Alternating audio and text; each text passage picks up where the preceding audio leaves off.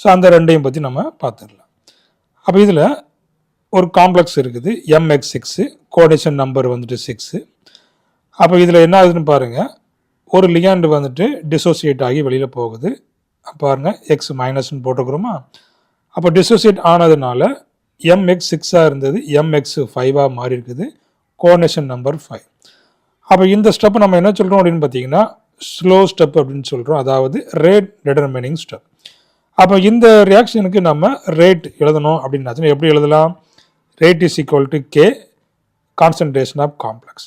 அப்போ இந்த கேஸில் இந்த rate of the reaction depends on the complex only. அப்போ இதில் ஒரு காம்ப்ளெக்ஸ் இருக்கு இல்லையா, அந்த காம்ப்ளெக்ஸை மட்டும் அது டிபெண்ட் பண்ணி இருக்குது.